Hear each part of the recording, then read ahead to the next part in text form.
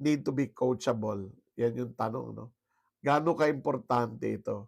We all know the world is changing, no? It's changing really, really fast. Advancement sa technology, yung gulo na nangyayari sa mundo, yung need natin for growth, malaking bagay na ikaw ay coachable. I'll talk a little bit more about what that means, no? So maraming changes na nangyayari, maraming bagong skills ang kailangan, maraming skills na relevant dati ngayon ay obsolete na. At kung wala kang positive attitude towards personal development, you get left behind. So ano naman ang benefit kapag ikaw ay coachable? You grow faster, no?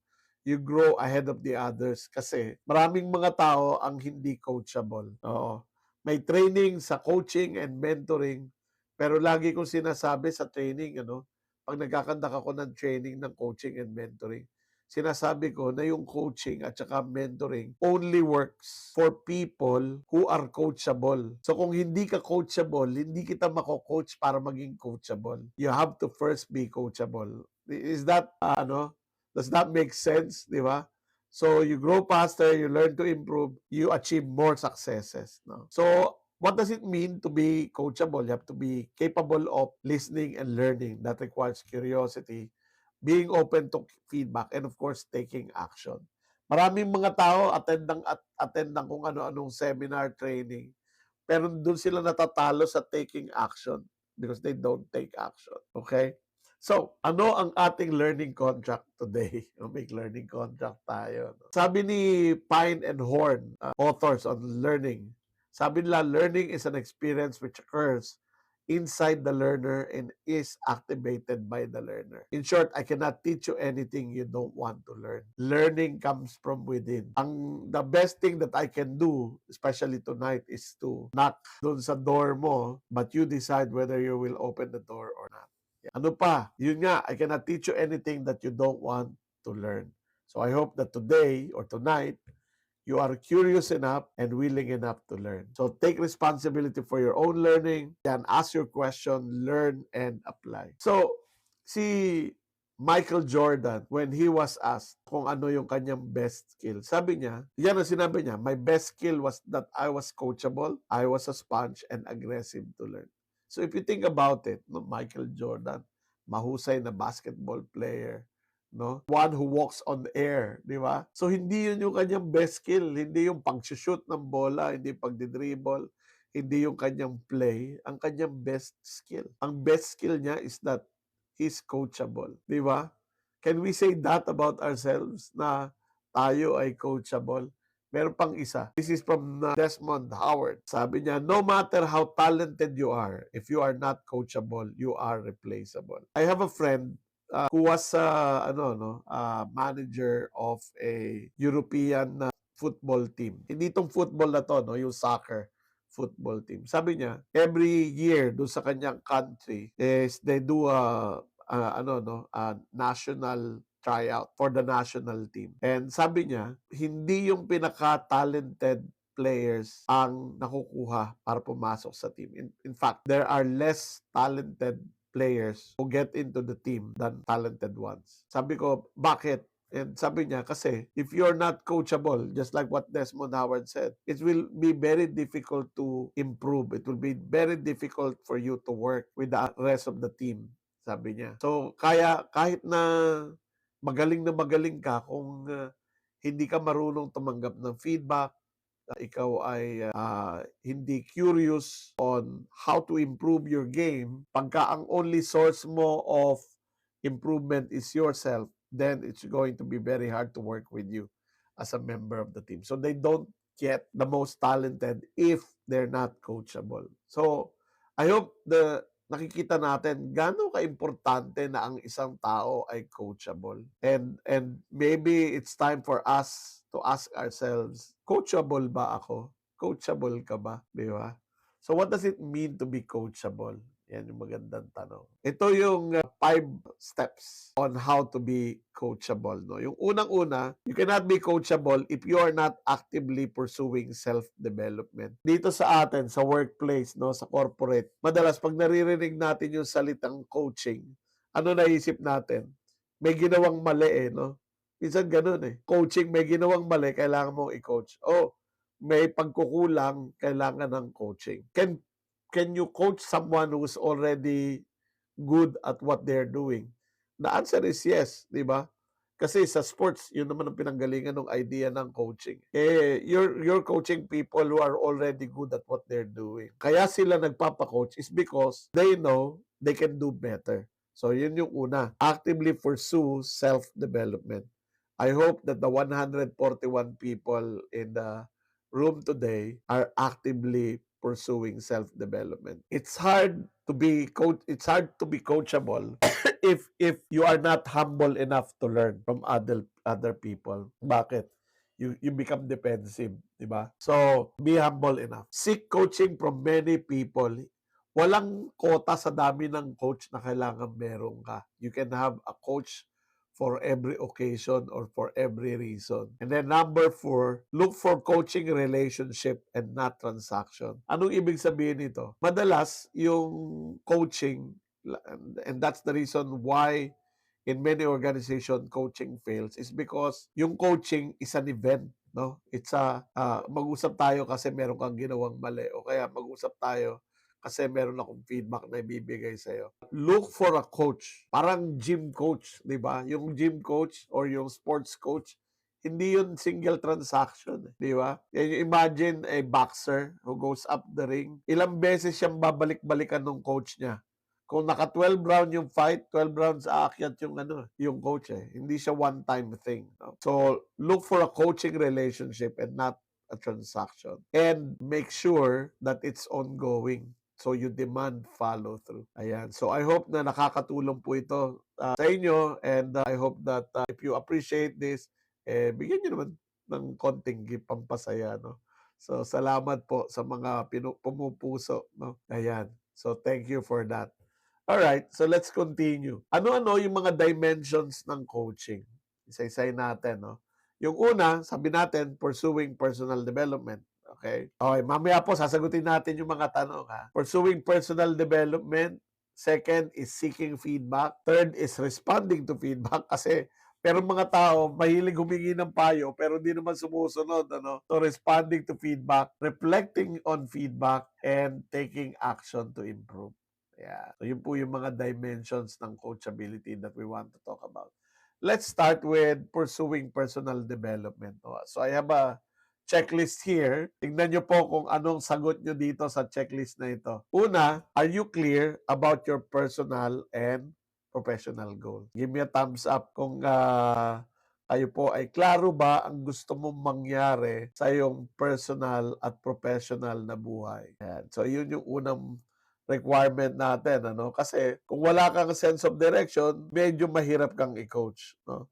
So mas maganda yung malinaw sa iyo na in fact, even if you don't have a clear long-term goal, yun lang meron kang willingness to pursue personal development wherever that may take you is important. So I'm clear about my personal professional goals. I deliberately take an inventory of my strengths and weaknesses. So yun yung susunod na tanong.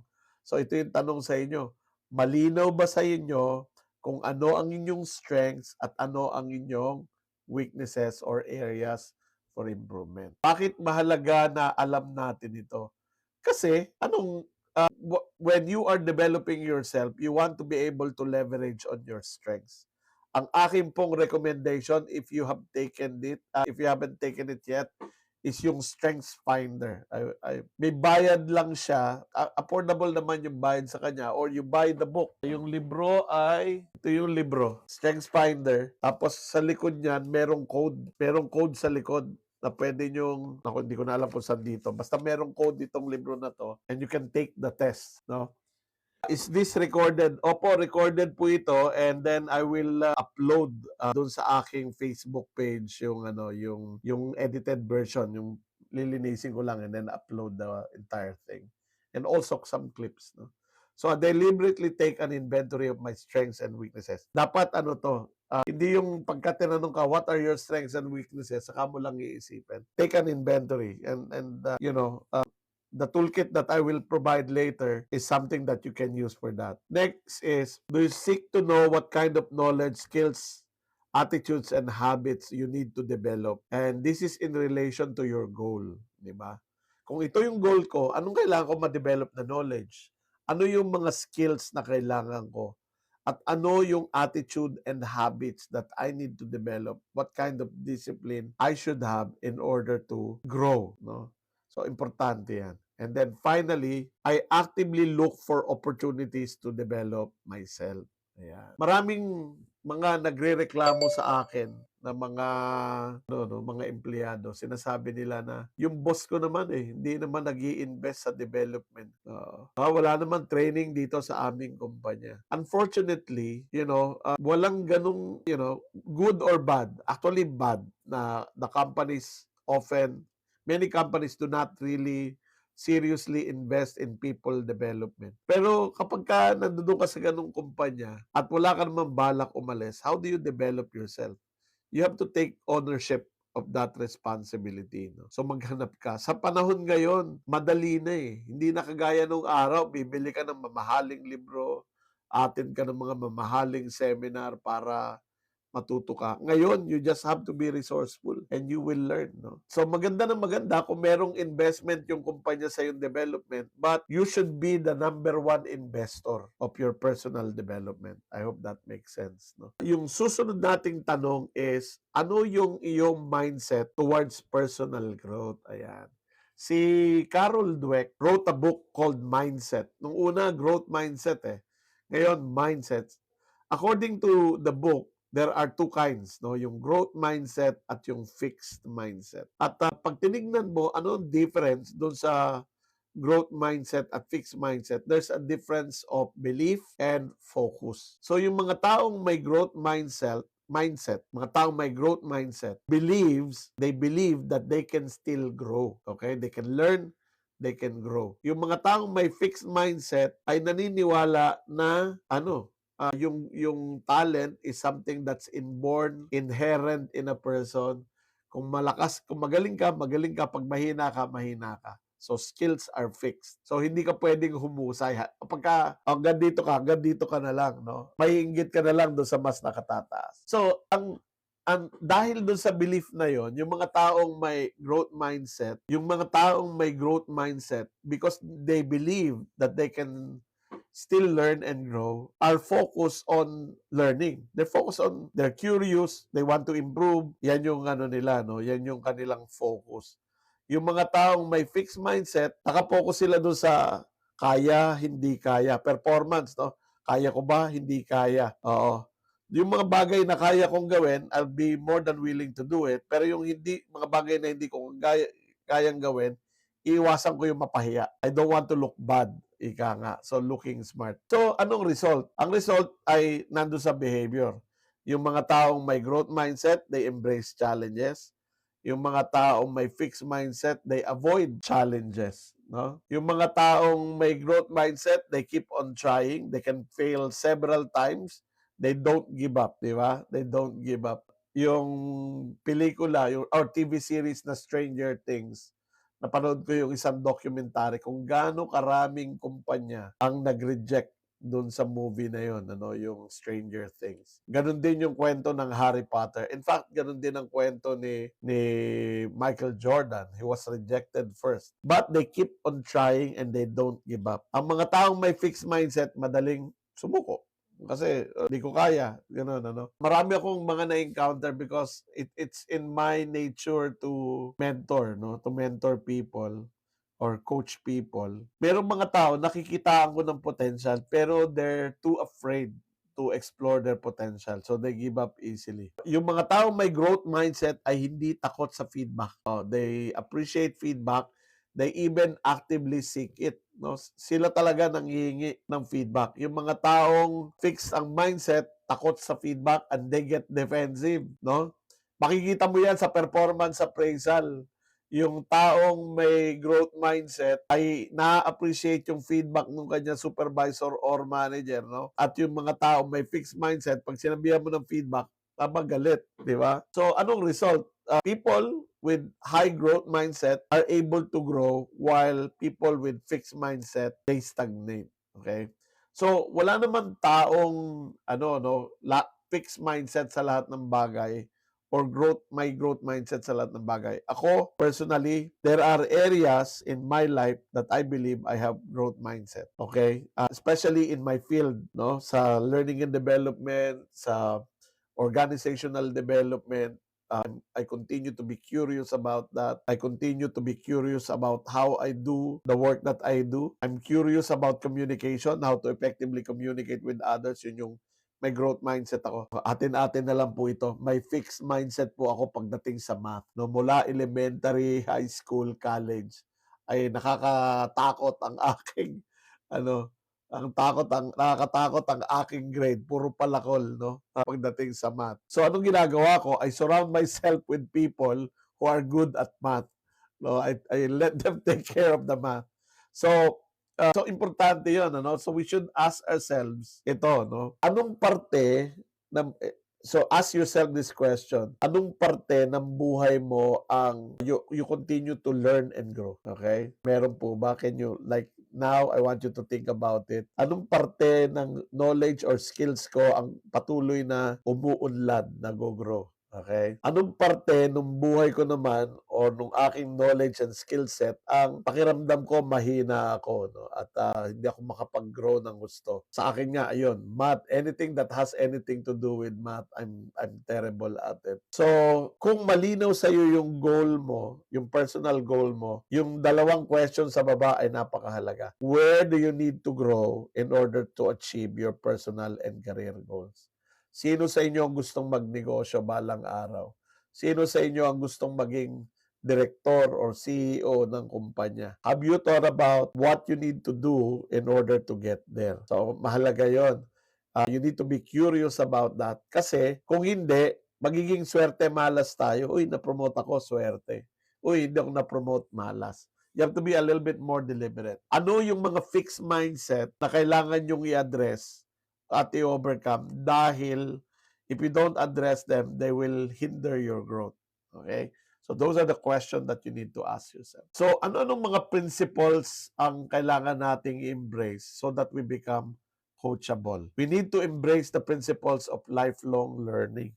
Hindi tayo dapat natitigil matuto. Kasi well, I have more explanation about that in a little bit. Unang-una kasi change is constant. Meron akong training on change agility, no? At doon sa mga participants, pinakikita ko yung rate of change from nung 20th century, pag ganyan yung change unti-unti lang. Nung 21st century, biglang bumulusok yung change. So the question now is, how are you anticipating change? How are you preparing yourself so that you don't become obsolete? Uso pa naman ngayon, worldwide, yung tanggalan ng trabaho because companies are changing their requirements, no, for talent. So invest in your learning. Ito na naman, may mga tanong na naman ako, puro tanong ako tonight. Hinihintay mo ba yung kumpanya na ipadala ka sa training? Ayan. Huwag kang maghintay, baka naghintay ka ng wala. Second is, do you save for continuing education or self-paced learning? So I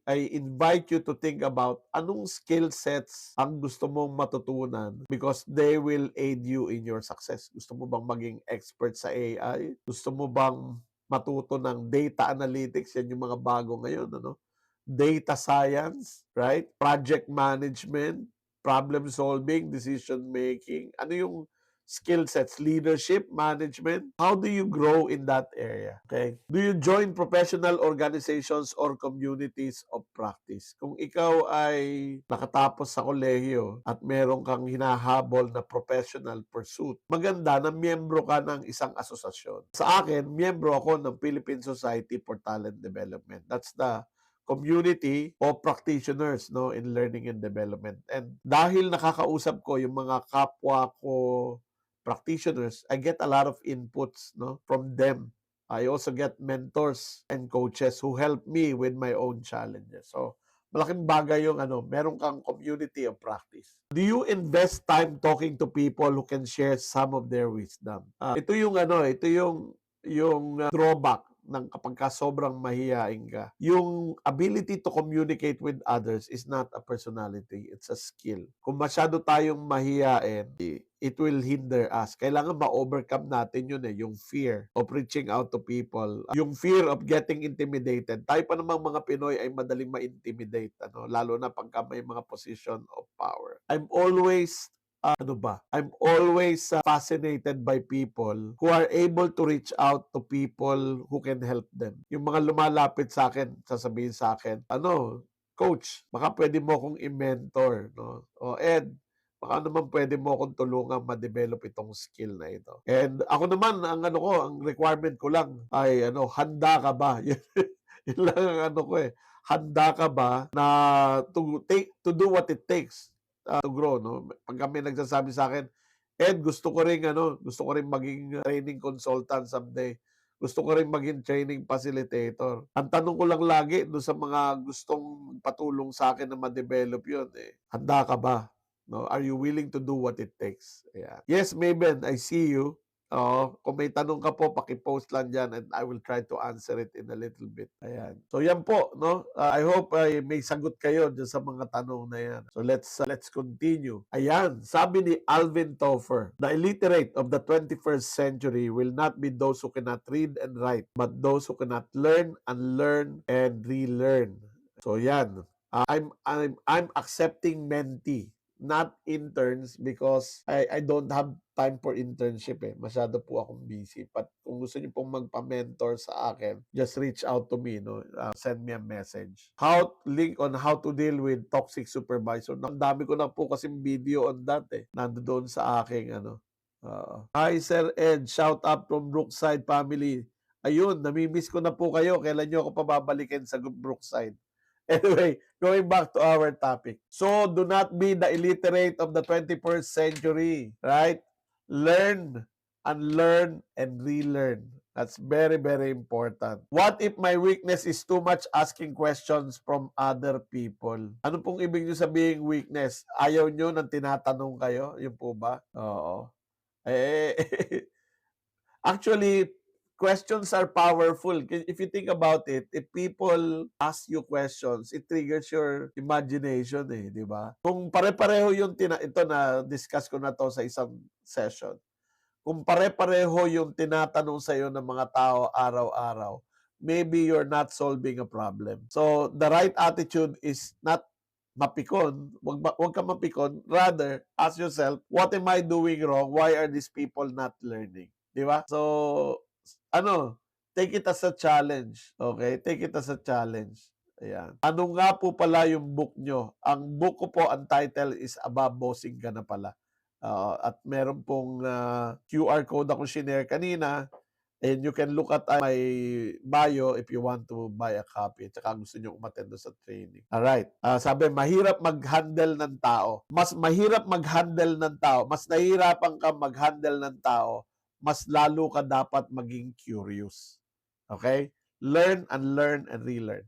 Let's continue. So, yung success is not a destination, it's a journey. So, focus on the journey. Focus on everyday improvement. Focus on monthly improvement, annual improvement. Okay? Ito, importante ito. Bago tayo pumunta doon sa puso ng coachability, you have to make yourself aware. Understand your emotion, understand your strengths and your weaknesses. Okay? Because if you are able to do that, you are able to control your emotion better. That helps with your self-confidence. You will make better decisions, no? And you will have improved emotional control. So be self-aware. Yung mga taong hindi self-aware, pagka binibigyan ng feedback, they get defensive. Okay? So, anong connection ng self-awareness sa coachability? Okay? Pagka self-aware ka, you accept feedback. You are able to identify areas for improvement and you have a growth mindset. Alam na natin ang ibig sabihin ng increased coachability, faster progress, clearer goals, kaya better communication. Okay? Bakit po yung head mo display psychological bullying? Hindi ko naintindihan yung tanong. Sorry po. Okay, ito importante. Who can help you? Who can help you grow? Sino yung mga ally na meron ka? Who are the people around you who can help? Name them. Name your allies. Okay? Sagutin ko lang si Maven, Meron po tayo sa March 30 na The Bossing Challenge, which is an introduction to leadership and management. And it came from this book. na bossing ka na pala, the book that I wrote. Maraming information kayo makukuha tungkol dyan. So, sabi ko kanina, you don't need, there's no quota for the number of coaches and mentors. Okay lang na meron kang coach or mentor for every need. Halimbawa, okay, I want to improve my presentation skill. Anong help ang kailangan ko? I want to manage my nerves. I want to structure my presentation, how I want to know how to project my confidence. Sino sa mga taong kilala ko ang pwede akong tulungan diyan? Who can coach me with that, okay? So find someone. I want to enhance my problem solving and decision making skills. I want to be able to build confidence in using problem-solving tools. I want to be able to make informed decisions. I want to be able to pitch my recommendations to my boss. So, sino ang kilala ko na pwedeng maging coach or mentor on problem-solving and decision-making? I want to improve my effectiveness in project management. I want to improve project planning, lead project team. Sino ang pwede kong maging coach dito, mentor ko? Diba? Mahahanap mo yan. Kailangan mo lang talaga mag-reach out sa tao. But look for someone who has the credibility to coach you. Importante yan. So, madalas, especially in our culture, parang ang may responsibility sa coaching, ang tawag dito, ang may responsibility sa coaching, mga supervisor and manager, because they're interested in your performance. Pero let's turn that around.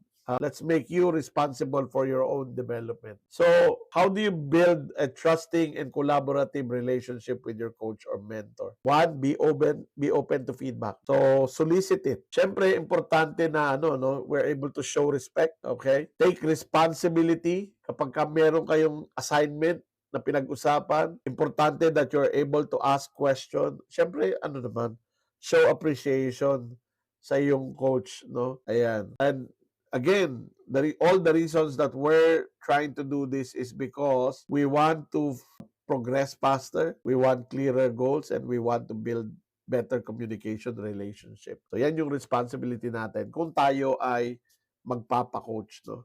Minsan kasi, ang hirap. Sometimes I give up with coaches kapag yung may pinag-usapan tapos hindi sinusunod. Nakaka-frustrate yun kasi nag-invest ka na ng time to coach, hindi pa rin sinunod. So, isipin mo yon. If you're a coach or a mentor, what would you expect from your coachee or mentee? Diba? Mentor ka, coach ka, anong ine-expect mo sa kanila? Diba yun yung ine-expect mo sa kanila? So, normally, in a coaching relationship, merong tinatawag na ground rules. No? So, ano yung mga dapat malinaw? Yung meeting schedule, how often do we meet? Ayan. Meron akong mga kino-coach every 2 weeks ang meeting or every month. Okay, depende sa need nila, napapag-usapan yon. Paano tayo magko-communicate outside of meetings? Okay? Pagdating sa feedback, anong usapan natin sa feedback? Okay? Anong language ang gagamitin natin? So, ano ang norms? So, what we want to establish is yan, honesty and respect, maintaining open communication, and meron tayong regular feedback process. No? Sabi nga, feedback is the breakfast of champions. Sino nagsabi niyan? Si Kenneth Blanchard. So, ask yourself this. Do you actively ask your supervisor or leader for coaching to help you improve? Kasi resource sila, ha? Yung mga supervisor at manager natin, they're resource. They can help us. Do you actively seek feedback from others, maybe your colleagues, even if it's critical feedback? Merong mga tao na masyadong brutal magsalita, no? Alam mo yon, yung mga taong prangka. Pagka kinatakutan mo yung mga tao na yon, you might be losing out on growth opportunities. So sometimes, kailangan mo isurround yung sarili mo ng truth sayers. Yung mga taong kaya magsabi sa'yo ng totoo about your strengths and about your areas for improvement. I maintain interest in how my action impacts on others. Ito importante. If you are to achieve growth, kailangan tinitingnan mo yung effectiveness mo as a person in dealing with others. Are you building influence? Kapag ba nakausap ka ng mga tao, pagkatapos nyo bang mag-usap, ano yung pakiramdam nila? Do they feel helped or they feel helpless or hopeless, di ba? And finally, I find feedback from others as critical to my growth. In short, hindi ka okay lang kung may feedback sila. You're actually actively seeking it. You actively seek feedback. So, yun yung apat na dapat natin tingnan. So, how to seek feedback? Una, change how you feel about feedback. Kung ikaw yung klase ng tao na madaling masaktan sa feedback, okay, outgrow that. Because that will not help you. Know what you're looking for. What kind of feedback are you looking for? Know it. Ask in real time. Minsan kasi naghihintay tayo ng ng matagal na feedback, lalo na yung mga performance appraisal, ang tagal bago dumating. Ayan, post specific questions. Okay? Instead of saying, do you have feedback for me? Sabihin mo na, what do you think should I improve? Halimbawa, in writing my report. Ano bang pwede kong improve sa aking presentation? Those kind of questions. Siyempre, be appreciative, no? At saka yung tell me more. Ayan. And then finally, turn to your colleagues. Your colleagues could be good source of feedback. Now, importante na yung mga tao hindi nadadala pagka nagbibigay ka ng feedback, no? That sometimes when people know that you appreciate the feedback, they become more motivated to give you feedback. So ask yourself these questions. Do you frequently try to take other people's perspective? Perspective taking. Parang empathy rin yan. I regularly seek to understand other people's viewpoints. I don't cover up my mistakes. I avoid getting defensive when I receive feedback. Alin dito ang strength mo at alin dito ang areas for improvement. No, I hope you're taking notes of this. Okay. At kung kayo po ay nag-subscribe sa aking Facebook page, no, yung ating premium subscription, there's a toolkit na pwede mo talagang sulatan. Okay? So, this is important na to keep in mind. Ultimately, the constructiveness of the feedback depends on the receiver, not the giver. Anong ibig sabihin nito? Kahit gaano ka-constructive ang intention nung nagbibigay ng feedback, kung hindi naman siya nire-receive constructively nung nagre-receive, kasi siguro may issue ng trust, no? May mga pinagdadaanan or whatever, then it becomes a useless feedback. Okay? So kung ikaw ay coachable, you make every feedback, even the ugly ones. Halimbawa, bibigyan kita ng feedback. Sinabi ko, nako, ang pangit naman ng report mo eh. So, hindi yun useful na feedback, di ba? Alin doon ang pangit? So the question, how you should respond to that is this. Ganun ba? Pangit ba yung tingin mo doon sa report ko? Alin parte doon sa report na yun ang hindi mo nagustuhan? Alin sa tingin mo yung kailangan kong improve? Meron ka bang suggestion on how I can improve it? Di ba? So, sinabi niya, ang pangit na report mo, hindi ko gusto yung report mo. Hindi yun useful na feedback. When you appreciate it, you see it as an opportunity, you start asking, alin doon yung pangit? Anong suggestion mo so that I can improve it? Salamat ha. Thank you for that feedback. I really appreciate it. Right? So, whether that's scolding, criticism, insults, complaints, you can turn it into a useful feedback if you want to. So, don't be a victim of people who are insulting or scolding you. Okay? Gamitin nyo sila para mag-improve yung sarili natin. And then of course, when you receive feedback, you reflect on it. Okay? So, kapag ba binibigyan ka ng feedback, iniisip mo ba kung paano mo siya gagamitin sa trabaho? I think that's an important curiosity, no? Na iniisip mo, paano ko yan gagamitin? Paano ko yan i-apply sa trabaho ko? So, explore how to use feedback to constantly improve and yan. I can synthesize seemingly divergent feedback perspectives and input from others. So, merong mga tao na talaga nagsusulisit. And you realize, iba-iba tingin sa'yo ng mga tao, no? Sometimes contradicting. So, importante rin na tinitingnan mo, how do I use this different feedback to improve myself? Okay. Ayan. I reflect on my past experiences and my actions. Hindsight is always 2020. Okay? And if you have a coach, yung meron kang regular coach, that coach will help you deal with your hindsights. At I think this is my next to the last slide. No? Meron pang ilan. So take action. At the end of the day, action ang kailangan natin, di ba? And ayan, measurable dapat. I track my personal progress and growth. I'm good at following through to achieve goals for my improvement, and I stick with my improvement efforts until I truly am better. Meron akong libro na maire-recommend sa inyo pagdating dito. Yung Atomic Habit. That's a good book by James Clear. It's a very good book. Read it because madalas yun yung problema natin at the beginning of the year, New Year's resolution tayo. January 2, kinalimutan na natin yung New Year's resolution natin. Di ba? So, if you are coachable, you're able to stick to your improvement discipline. Ano? So, ito, lalampasan natin to ha. Lampasan natin to. We'll do that for another time. Medyo mahaba yung kulang na tayo sa oras. So, ask yourself, what are your success indicators? How do you know that you are improving? Maganda na meron ka niyan. Okay? So, remember everyone, ito from Lao Tzu, sabi niya, mastering others is strength, mastering yourself is true power.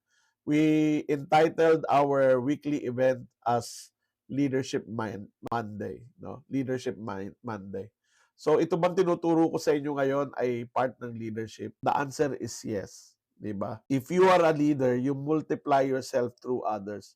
If you are not curious and passionate about your personal growth and development, you will be letting a lot of people down. Karamihan naman nakikita kong comment kanina ay about bosses who are ineffective in their role. Kung ikaw ay leader at gusto mo maging leader, you hopefully would like to be the kind of leader na hindi inirereklamo ng kanyang mga team member. And for that to happen, you have to have the discipline to master yourself before you can master others. So, I hope na yung session natin tonight gave you something to think about what you need to start doing, stop doing, and continue doing. Ayan po. Meron pa po tayong 8 minutes. I will extend that. We will end at 10:10 para to give way for questions, no? Hindi ko na po makita yung mga questions kanina. So, kung meron po kayong mga tanong, now is the time to ask your questions and I will gladly... Any tips po on how not to be defensive? Ayan yung tanong, Gandang tanong, no?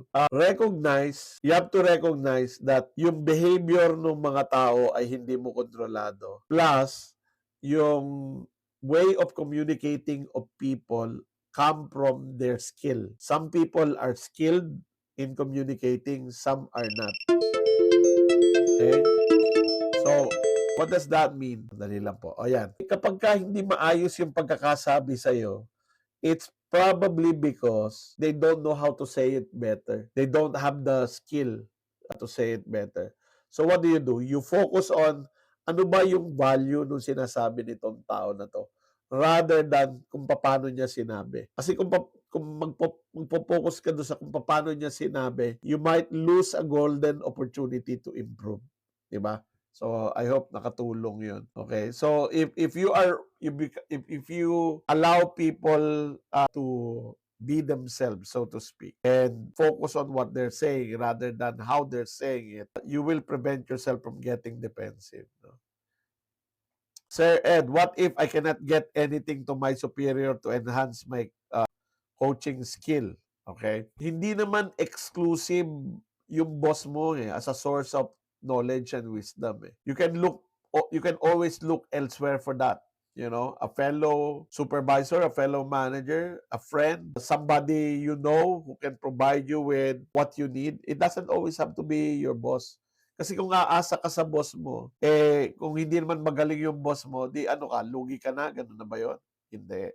Look, sabi ko nga kanina, di ba? You're not limited to a single coach. So use your boss for whatever the boss is good at and look elsewhere for opportunities to be coached. Ayun, sana po nakatulong yun. How can you help change the mindset of your subordinate who cannot follow direction? Oh, that's a very good question. Napag-usapan namin to nung isang araw sa training ko on strategic thinking. Sabi nila, ang problema nila is that people sometimes refuse yung direction. They refuse to follow the direction. And then I asked them, bakit? Okay. So they don't know the answer. Tinanong ko sila, meron bang times when you refuse directions or refuse change or refuse instruction? Sabi nila, oo. Sabi ko, ako rin Oo. And bakit? Kasi hindi ko naintindihan. Hindi ko na-appreciate. I don't think it's gonna work. Okay. Tapos tinanong ko sila, do you remember a time when you are willing to make sacrifices and follow a direction? Sabi nila, yes. Okay lang nangyari yun. When I realized that it's good, it's a good direction, it's a direction I want to take. We're dealing with people with motivation and inspiration. So kung gusto nating sundin tayo ng mga subordinates natin, ng ating mga team members, we need to recognize na importante yung rason, yung why, yung reason, yung purpose for why we're doing things. Maraming mga supervisors or managers tamad magpaliwanag. Ang iniisip nila, pag sinabi ko sa iyo, kasundin mo, huwag ka na masyadong maraming tanong. Oo, kasi ako ang boss mo. At pag hindi mo ako sinunod, ay you are disrespectful. So, kailangan natin baguhin yung mindset natin pagdating dyan. Sir Ed, advice po sana, if bias po ang senior ko, how can I prove myself? Okay? Show evidence. Oo, show evidence. When I was ako'y nagpapasikat pa sa aking boss at ako'y naghihingi ng increase. Ang ginagawa ko, sa lahat ng ginagawa ko, ay pinipresent ko sa kanya yung aking accomplishment. Kahit hindi siya humihingi ng accomplishment report, nagsasubmit ako ng accomplishment report. Oh, and then I compile it. Okay? Mahirap mag-argue sa mahirap mag-argue sa success, di ba? So, whenever I need something from the boss, I show proof that I deserve it. So, merong tayong tinatawag na PI, no? Performance, image, exposure. Those three are key. No, PI yun. Performance, image, at saka exposure. Yung performance, kailangan mo yun. No? Kailangan mo pakita mahusay ka. You have to have proof. Yung image is, are you trusted? Okay? Are you trustworthy? Are you able to project an image where you are trustworthy? And then yung third is 60%. Okay? 60% yun. 10% yung performance, 30% yung image, 60% yung exposure. Okay? Like, alam ba ng mga tao na mahusay ka at trustworthy ka? Okay? So, something for you to think about. Okay. Sir Ed, paano naman po ang gusto ka i-appoint ng owner as manager pero hindi mo pa gusto na pipilitan ka lang? Ang aking recommendation ay sabihin mo sa boss, sa owner, na you're not ready. That you are afraid that you will fail if you accept the responsibility. Wala naman pwedeng pumilit sa'yo eh. Mahirap pag hindi ka ready at saka hindi mo gusto. Medyo mahirap yun. It's hard to succeed. Hi, Sir Ed. Franz here from PAA Tollway. Oo, namimiss ko na yung mga taga PAA Tollway. Pakikumusta na lang po sa kanila. At alam ko may nakapending kaming meeting sa PAA Tollway. Hindi lang matuloy-tuloy. What if my subordinate doesn't support my leadership because I got promoted first and not? Build trust. Build trust. Sit down with that employee. Have a serious conversation about how you want to work together. Pareho kayong walang choice but to work with each other.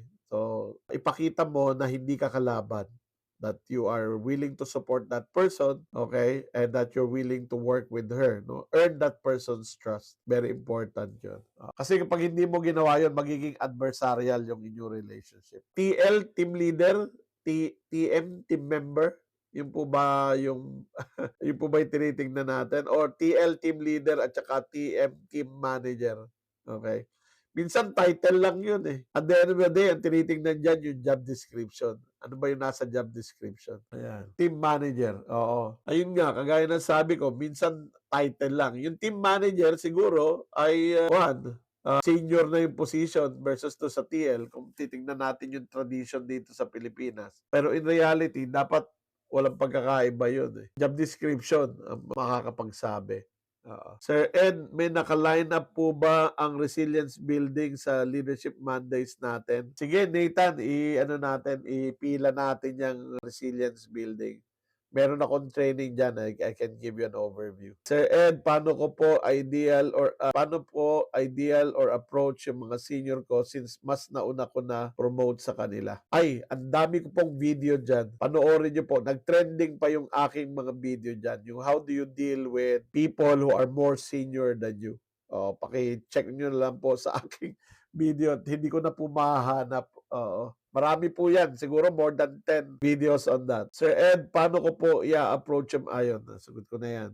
From Plaridel, Misamis Occidental. Ay, salamat po at nagstay kayo. No? Misamis, parang meron ako na-receive na inquiry from Misamis. Oo. Di ko lang alam kung ano yung nangyari. Okay. Sir, I have a close friend that was promoted and he is now technically my boss. Marami siyang red flags. Ano yung mga red flags? Ano yung mga red flags na yon? Okay. At ano ba?